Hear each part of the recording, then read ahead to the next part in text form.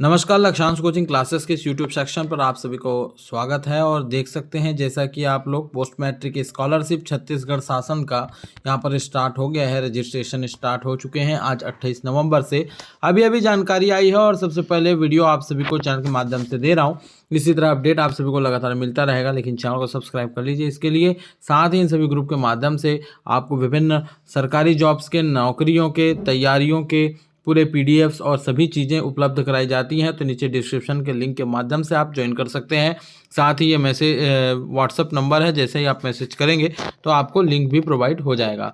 चलिए बात कर लेते हैं आज के इस स्कॉलरशिप के जो नोटिस आई है उसके लिए। लेकिन फिर भी इसके अलावा आप सभी को जो महत्वपूर्ण जानकारी देनी है वो जो है मेन, उसके लिए मैं वीडियो यहाँ पर बना रहा हूँ। तो जैसा आप देख सकते हैं विभाग का यहाँ पर सूचना प्रकाशित हो गई है कि जो 12वीं से उच्चतर वाले जो कैंडिडेट होते हैं, जो 12वीं पढ़कर निकल चुके हैं, उन लोगों के लिए कॉलेज में गवर्नमेंट के द्वारा, चाहे वो मेडिकल इंजीनियरिंग कॉलेज हो, नर्सिंग हो, पॉलिटेक्निक, आईटी कोई भी हो, तो इन सभी के लिए जो है एसटी एससी डिपार्टमेंट क्या करता है, पोस्ट मैट्रिक स्कॉलरशिप देता है और वो पात्रता रखता है तो उसको दिया जाता है। तो आप सभी के लिए यहाँ पर ये जारी कर दिया गया है। काफ़ी लेट हो गया था, तो वेबसाइट पर ऑनलाइन प्रक्रिया अब स्टार्ट कर दी गई है आज 28/11/2023 से, जिसमें आप फर्स्ट ईयर मिल गया है तो सेकेंड ईयर या नवीनीकरण आ जाता है, और कोई पहली बार यहाँ पर लेना चाह रहा है तो वो नवीन कहलाता है। फ्रेश और इसको बोलते हैं रिन्यूअल।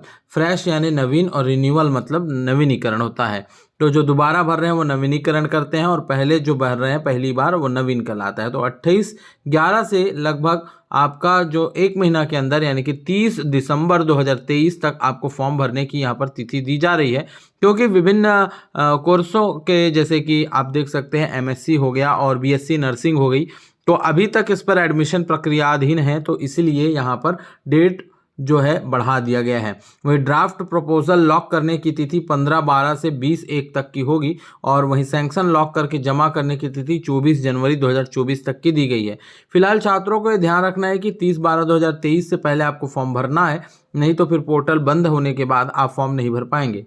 साथ ही एक चीज़ और ध्यान रखिएगा, आप लोगों को फॉर्म भरने के बाद आप लोग को उसको लॉक करना होता है। तो लॉक तभी होगा जब आपका आधार से जो नंबर है उस पर ओटीपी जाएगा, और उस ओटीपी को आप फिल करके उसको वेरीफाई नहीं कर देते तब तक। ठीक है, इसके बारे में विस्तृत रूप से और मैं अंत में बात करूंगा, लेकिन उससे पहले आप सभी को जानकारी दे दूं, जो लास्ट टाइम लिए होंगे उन लोगों को पता होगा आधार सीडिंग करवाना अनिवार्य हो गया था लास्ट टाइम, पिछले सत्र में। और इस बार उनको आधार सीडिंग कराने की आवश्यकता नहीं है। लेकिन ध्यान रखिए, जिन छात्रों ने पहली बार अब इसके लिए अप्लाई कर रहे हैं उनको आधार सीडिंग कराना अनिवार्य होगा। ग्रुप में आप सभी को आधार सीडिंग का फॉर्म भी भेज दिया जाएगा। वहीं आधार सीडिंग कैसे कराना है, तो आधार सीडिंग के लिए आपको वो फॉर्म को भरकर आधार कार्ड और पासबुक की कॉपी लगाकर आप सभी को अपने उस बैंक में जहां पर अकाउंट ओपन है, जिसमें आप स्कॉलरशिप चाहते हैं, वहां जाकर जमा करना होगा।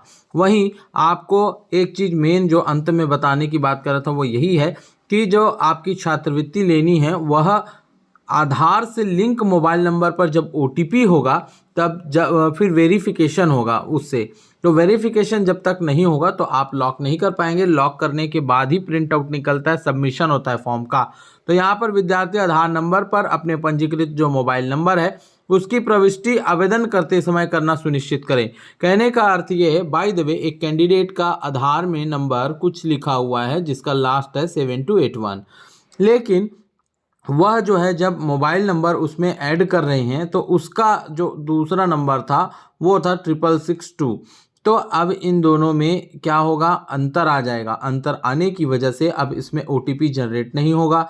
ओटीपी जनरेट होगा तो 7281 वाले नंबर पर होगा, और अगर वो आधार कार्ड में अलग है और आपके अभी जो फॉर्म भर रहे हैं उसमें अलग है तो ओटीपी जनरेट नहीं होगा। इस वजह से यहाँ पर प्रॉब्लम हो सकती है। इसलिए आप सभी को निर्देश दिया गया है फॉर्म भरने से पहले ही, क्योंकि उसके बाद क्या होगा, क्या स्थिति होगी, एडिट होगा या नहीं होगा, अभी इसकी कोई जानकारी नहीं है। इसलिए ध्यान से आपको भरना है, गलती नहीं करना है। ओटीपी मस्ट है, इसीलिए आपका जो मोबाइल नंबर है जो आधार कार्ड में दिया हुआ है केवल वही वाला नंबर डालिए।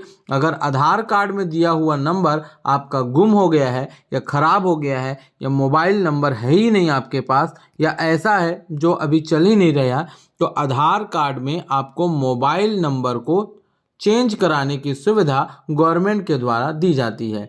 तो मोबाइल नंबर वो ही डलवा लीजिए आधार कार्ड में जिसको आप अभी वर्तमान में संचालित कर रहे हैं, चला रहे हैं। तो आधार कार्ड और आपके अभी के इस फॉर्म को, स्कॉलरशिप को इस तरह से आप मैच कर सकते हैं और वेरिफिकेशन करवा सकते हैं। ये था आज जो जानकारी आई हुई है जो कि आदिम जाति कल्याण विभाग के माध्यम से मिली है, वहीं और एक कल नोटिस आने वाला है। उस नोटिस के थ्रू आप सभी को मैं बताऊंगा कि आगे और क्या नियम आने वाले हैं। लेकिन लगातार आप जुड़े रहिए और आप सभी को जानकारी सही समय पर मिलेगी। डेट जरूर ध्यान रखेंगे, लगातार आप सभी को अपडेट मिलता रहेगा। तब तक के लिए बहुत बहुत धन्यवाद।